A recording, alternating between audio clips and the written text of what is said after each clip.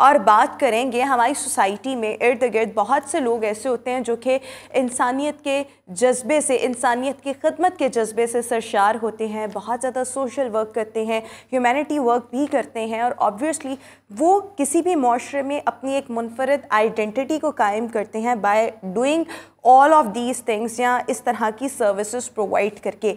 अभी जिन मेहमान शख्सियत से हम आपकी मुलाकात करवाने जा रहे हैं, he is a social activist और कोविड के दिनों में इन्होंने अपना एक पहला प्रोजेक्ट स्टार्ट किया और वो ये था कि जनाब लोगों को रोटी फ्री मुहैया की जाएगी जो सफ़ेद पोश लोग हैं, जो मज़दूर तबका है, जो बिलो पॉवर्टी लाइन ज़िंदगी गुजार रहे हैं। सो उनके लिए आसानियाँ हो जाए, क्योंकि हमने कोविड में देखा ऑब्वियसली बहुत से लोगों के पास रोज़गार नहीं थे। सो वहाँ से इन्होंने आगाज़ किया। अब चूँकि आटा बहुत ज़्यादा महंगा हो चुका है, सो अभी इनका ये एम है कि ये 500 के करीब जो है तंदूर बनाएंगे और उन तंदूरों के ज़रिए फ्री रोटी जो है वो प्रोवाइड की जाएगी जो गरीब तबका है उसको। उसके अलावा भी ये बहुत सारे काम कर रहे हैं। सो इस पर अभी हम गुफ्तगू करेंगे।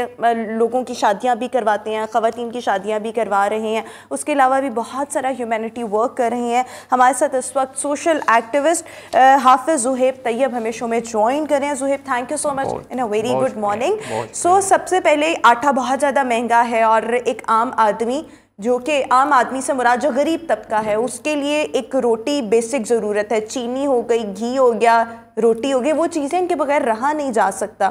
सो आपके दिमाग में ये आइडिया आया और अभी आपने किस हद तक इसको इम्प्लीमेंट कर लिया? जी बिस्मिल्लाहिर्रहमानिर्रहीम। जब कोरोना ने पूरे मुल्क में तबाही मचाई आज से 3 साल पहले, पूरी दुनिया में और इसी तरह पाकिस्तान में भी, तो हमने देखा कि हमारे जो आसपास बेचारे गरीब लोग, सफ़ेद पोश, जो रेहड़ियाँ लगाते थे, जो रोज़ काम करते थे, रोज़ कमाते थे, उनकी ज़िंदगी बड़ी बुरी तरीके से मफलूज हुई, मुतासर हुई। हमने अपनी आंखों से देखा कई लोगों के दिनों में कई दिनों से फाके थे। फिर वो हमने कहा कि हम क्यों ना कोई ऐसा काम करें कि जिससे हम कम से कम इनकी भूख मिटा सकें। तो हमने अपने इलाके के एक तंदूर से आगाज़ किया। हमने एक नेकी का डब्बा बनाया और एक फ्लेक्स बनाया जिस पे लिखा था कि अगर आपके पास रोटी के पैसे नहीं तो फिक्र किस बात की, आप अच्छा। यहाँ से अपने और अपने बच्चों के लिए मुफ्त रोटी लेके जा सकते हैं। ठीक है, ठीक है। और अल्हम्दुलिल्लाह वो हमने वो डिब्बे में 10,000 इनिशियली हमारी जो जमा पूंजी थी वो रख के हमने कहा जी, वो तंदूर वाले को कहा कि जी आपके पास रोज़ाना जितने भी लोग आएँ, 10 लोग आएँ, 20 लोग आएँ, आप उतने पैसे इसमें से निकाल लें और बाकी हम जो है वो करते रहेंगे। अब अल्हम्दुलिल्लाह हम जहाँ सोसाइटी का एक मकरूह चेहरा हम सामने रखते हैं, वहाँ रोशन चेहरा भी ये है कि हमारे इस वक्त लाहौर में 60 तंदूर हैं जो 50 आटो पे आ गए हैं। 50 आटो मीन्स हमारा होता है कि उसमें लोकल कम्युनिटी ऐड हो गई है। आपने सपोज या मैंने 8 रोटी लेनी है और मैं 10 के पैसे दे आता हूँ, मैं कहता हूँ ये 2 जो है ये किसी सफ़ेद पोश के लिए रख दो, तो ये अल्हम्दुलिल्लाह तो कोई इतना मुश्किल काम ही नहीं है, बहुत आसान। 20 रुपए की रोटी आती है, बहुत आसान काम है, बहुत आसान जो अफोर्ड कर सकते हैं उनके लिए 20 रुपए क्या मायने रखते हैं? बिल्कुल मायने नहीं रखते, लेकिन जो नहीं कर सकते उनके लिए बहुत बड़ी चीज़ है, बहुत मायने रख सकते हैं। सो ये भी आपने जो आप जिस तरह से कह रहे हैं कि लोग इसमें ऐड ऑन होना शुरू हो गए हैं, जो आपका एम है और मुख्तलिफ जगहों पर जाके ज़्यादा रोटी के पैसे दे आते हैं। सो ये जो आपने सिलसिला स्टार्ट किया अभी लाहौर में है सर? जी अभी हमारा लाहौर में है, कराची में है, मुल्तान में है। अभी इंशाअल्लाह कल या परसों हम एक फैसलाबाद के करीब इलाका गांव है माना वाला, वहाँ पे 3 तंदूर हम शुरू करने जा रहे हैं। हमारा जो एक एम है वो ये है कि लाहौर के जो गरीब एरियाज़ हैं, जैसे सांदा है, शादरा है, ताजपुरा है, जितने भी गरीब एरियाज़ हैं वहाँ हम इनको बिल्डअप करें। और साथ साथ अल्हम्दुलिल्लाह हमारे मुफ्त दस्तरखान हमारे शुरू हो चुके हैं, जहाँ पर लोगों को रोटी के साथ खाना भी मुयस्सर आ रहा है। और फिर हमने जो रेस्टोरेंट्स ऑलरेडी चल रहे थे लाहौर के अंदर, 5 ऐसे रेस्टोरेंट्स वहाँ पे हमने कहा है कि जी आप लोगों को फ्री खाना भी खिलाएं, उसके जितने भी पैसे होंगे हम पे करेंगे। अच्छा, तो वो रेस्टोरेंट्स किस कैटेगरी के हैं? वो यानी कि ये है कि जहाँ पर दाल सब्जी आम बंदा अपनी भूख, ढाबे टाइप। तो ये लाहौर के किन किन एरियाज में है, अगर कोई जाना चाहे, जो हो सकता है कोई हमारा शो ही देख रहा हो और उसको ये अच्छी अपॉर्चुनिटी लगे? ये लाहौर के अंदर सांदा के अंदर है जी, लक्ष्मी चौक पर है, किनाल गार्डन है बहरिया टाउन के साथ, जहाँ पे बहुत ज़्यादा मजदूर तबका और बहुत ही ज़्यादा गुर्बत है, वहाँ पर है। ये समनाबाद में है और एक ताजपुरा में है। ये 5 अभी हमने इंशाल्लाह स्टार्ट किए हैं और हमारा प्लान है। ये फ्री तंदूर है, ये फ्री तंदूर और फ्री रेस्टोरेंट्स फ्री रेस्टोरेंट, यहाँ से जहाँ पे खाना भी मुयस्सर आएगा। Okay okay okay okay. और जो हमारे तंदूर हैं वो मैंने अर्ज़ किया, सांदा है, लक्ष्मी चौक है, ताजपुरा है, दुबई टाउन है, शेरशाह कॉलोनी है, शादरा है, राना टाउन है, यानी कि जितने भी गरीब एरियाज़ हैं जहाँ पर हम समझते हैं कि जहाँ सफ़ेद पोश तबका रहता है, वहाँ हमने अल्हम्दुलिल्लाह शुरू करा। और हमारा एम है इंशाल्लाह, आपकी भी दुआएं अगर साथ रहीं तो हम इंशाल्लाह 2023 में 500 ऐसे तंदूर बिल्डअप करेंगे, जहाँ पर मैं समझता हूँ कि सफ़ेद पोश की जो मेरी और आपकी ज़िंदगी अजाब होती जा रही है इस दौर के अंदर, हम अच्छे तो आम आदमी का आप हिसाब लगाइए कि उसका क्या हाल होता होगा। बिल्कुल बिल्कुल, आपने ठीक बात की। अच्छा, ये जो आप जिस तरह से कह रहे हैं कि लाहौर के मुख्तलिफ एरियाज जिनके आपने नाम भी लिए, सो ऑब्वियसली इसमें फिर पीछे आपका होमवर्क भी तो होता होगा ना, कि आप पहले किसी जगह पर जाते होंगे और आप देखते होंगे अच्छा यहाँ पर इतने मजदूर हैं और यहाँ पर गरीब तबका ज़्यादा बसता है, सो यहाँ पर ये चीज़ें प्रोवाइड की जाए। सो ये आप अकेले काम करते हैं या आपके साथ कोई और भी होता है? किस तरीके से, आप अकेला तो इंसान मैनेज उस तरह नहीं कर सकता? बिल्कुल अकेला नहीं कर सकता जी, हमारे साथ 3-4 बड़े मुखलिस दोस्त हैं, हम लोग पूरा इसका होमवर्क बनाते हैं और हमारे पास माहाना बुनियादों पर बिल्कुल इसकी जो स्टैटिस्टिक है वो सामने आ जाती है कि आज इतने तंदूर, यानी इस महीने इतने तंदूर से इतनी रोटियां गई, इस दफ़ा हमने इतनी जो गरीब बच्चियों की शादियां हैं उसमें खाना जो है वो प्रोवाइड किया, इस दफ़ा सर्दी यक्स बस्ता सर्दी थी, हमने जो रोडों पे रहने वाले बेचारे फुटपाथों पे ज़िंदगी गुजारने वाले उन लोगों को इतने कंबल दिए। और ख़ुद कफ़ालत प्रोग्राम के तहत जो अपनी मदद आपके तहत काम करना चाहते हैं, कोई बच्ची है जिसने सिलाई सीख ली है, उसके पास सिलाई मशीन नहीं है, हमने उसको सिलाई मशीन ले दी, किसी के पास रेड़ी नहीं है, हमने उसको रेड़ी ले दी, कोई खाना पकाना चाहता है उसके पास पतीले नहीं हैं, प्लेटें नहीं हैं, हमने उसको वो ले दी। वो पूरा स्टैटिस्टिक और पूरा एक तस्दीक का अमल होता है उससे, और तस्दीक के अमल से गुजरने के बाद अल्हम्दुलिल्लाह ये काम। अच्छा, जब आप ये तमाम चीज़ें कर रहे हैं, सो इस तरह की सोच आना, मैं तो ऐसे लोगों को कहती हूँ अल्लाह ताला ने इनको चुना होता है और इन पर अता होती है कि हर बंदे के जहन में ऐसी चीज़ें नहीं आ सकती। बहुत से लोग इतना कमाते हैं, इतनी दौलत उनके पास होती है, लेकिन अल्लाह ताला उनको तो ये तौफीक ही नहीं देता कि वो किसी और के बारे में भी सोच सके, इंसानियत के बारे में भी सोच सकें। आपके दिमाग में ये सोच कहाँ से डेवलप हुई जब आपने सोचा, या कोई हादसा आपने अपनी आंखों से ऐसा देखा हो, कोई वाक़या देखा हो जब आपने देखा कि यार ये भी लोग हैं, इनके लिए कुछ करना चाहिए? मैंने ख़ुद ज़िंदगी के 3 जो फेज़ हैं, बहुत अमीरी, बहुत गरीबी और मिडिल क्लास देखे।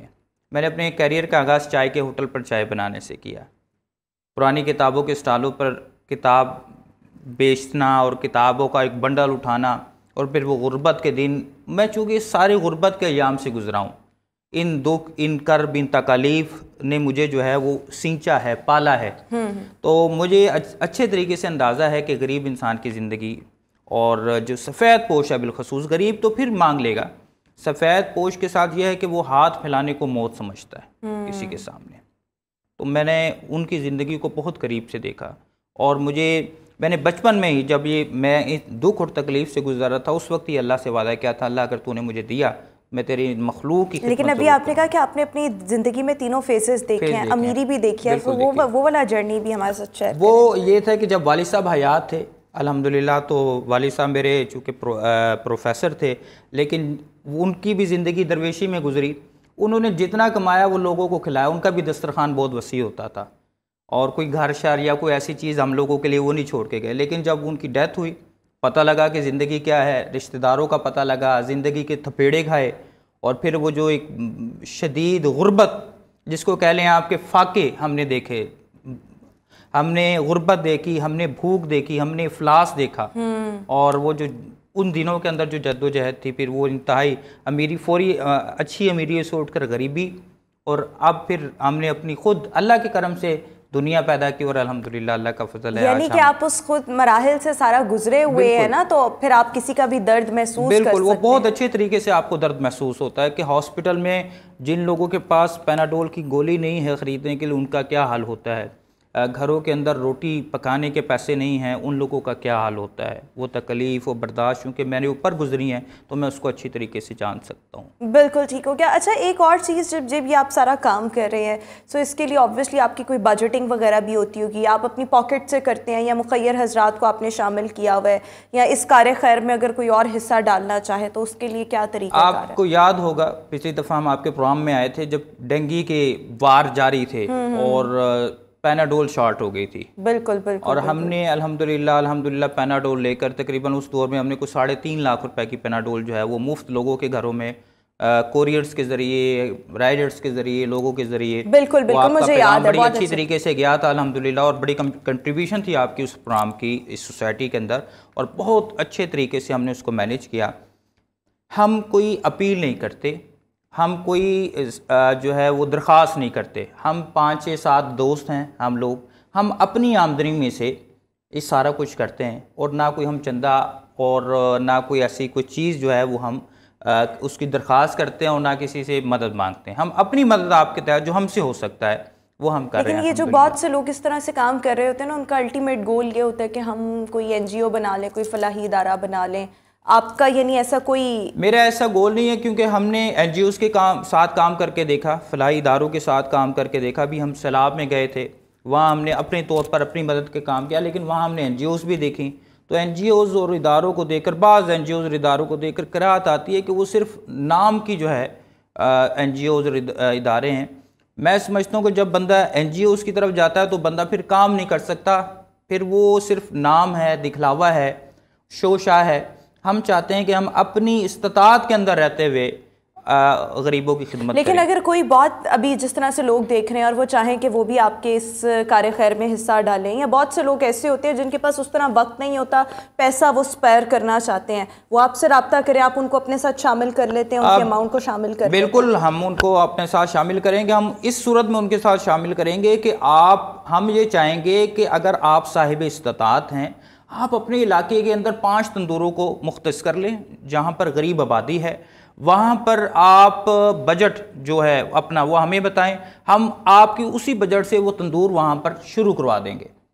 ठीक है, आप खुद उधर निगरान होंगे, शुरू हम करवा देंगे और हम आपकी मदद करेंगे उस सारे सिस्टम के अंदर, चेकिंग के अंदर। और ये कितना, वैसे कोई भी अगर ये काम करना चाहे तो इस पर कितना खर्चा आता है? सिर्फ पहली दफ़ा 10,000 रुपये, पहली दफ़ा 10,000 रुपये, और फिर अगले महीने वो 5,000 हो जाता है, फिर 3,000 हो जाता है। और फिर लोग खुद चूँकि देख रहे होते हैं ना लोग कि यार नहीं, यहाँ पे मखलूक का भला है, तो लोगों के अंदर भी खैर मौजूद है कहीं ना कहीं, तो लोग अपनी तौर पर, जिस तरह मैंने पहले ही अर्ज कर चुका हूँ कि आपने 8 रोटी लेनी है, आप 10 के पैसे दिया है तो वो 2 किसी के काम आ गए। लेकिन ये काम एक प्रोसेस के थ्रू होने वाला है ना, कि अगर आप 2 रोटी के पैसे भी दे रहे हैं तो वो उस बंदे तक पहुँचे, मुस्तहिक बंदे तक वो चीज़ पहुँचे, तो ये मैटर करती है चीज़। जी बिल्कुल। लेकिन देखें ना, मैं जब हम ये काम करने लगे, हमें दोस्तों ने कहा ये आप कैसे करेंगे, कैसा एतबार? मैंने कहा जी आप मुझे सपोज बताएं कि आप किस NGO पर एतबार, आपसे मैं सवाल करता हूँ, आप किस पे एतबार करते हैं? किसी पर भी नहीं। हर कल हमारे शो में एक खातून आई हुई थी, वो आंखों से नाबीना थी,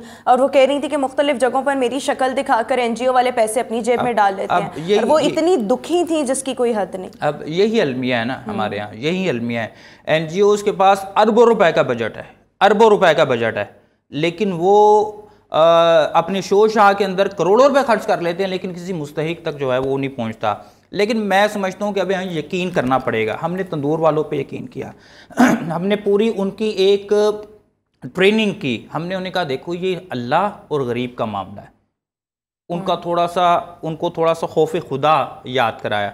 अल्हम्दुलिल्लाह हमारे जितने भी तंदूर हैं, हम माहाना बुनियादों पे वहाँ जाते हैं, और उनका बाकायदा एक लेक्चर होता है माहाना बुनियादों पर तंदूर मालकान का, कि यार ये देखो ये अल्लाह और अल्लाह की मखलूक का मामला, इसमें आपने डंडे नहीं मारनी। तो काफ़ी हद तक, और मेरी बहन मैं समझता हूँ कि अगर हमें सिर्फ 50% नताइज बरामद हो जाए ना, मैं 100% की बात नहीं करता, बल्कि मैं समझता हूँ कोई एक बंदा भी, भूखा बंदा हमारे दस्तरखान से, हमारे तंदूर से मुफ्त रोटी ले गया और अपना पेट भर गया, हमारी जन्नत पक्की। बिल्कुल ठीक। मैं तो नंबरिंग में पढ़ता ही नहीं। बिल्कुल ठीक हो गया। आपका मिशन, आपका एम बहुत अच्छा है और अल्लाह ताला इसमें बहुत बरकत डाले और मज़ीद लोग आपके साथ शामिल हों जो कि मुस्तहिक जो लोग हैं उनको हेल्प आउट कर सकें। आजकल का तो दौर अच्छे भलों के लिए इतना मुश्किल है, तो देखें गरीब के लिए कितना मुश्किल है आजकल की ज़िंदगी दौर में गुजारा करना। बहरहाल बहुत शुक्रिया हाफिज़ ज़ुहैब तैयब साहब हमारे शो में मौजूद है। व्यूअर्स, इसी के साथ ही हमारा आज का शो अपने इख्तिताम को पहुँचा। इंशाल्लाह आपसे मुलाकात होगी अपने नेक्स्ट प्रोग्राम में। अपना बहुत सा ख्याल रखिएगा।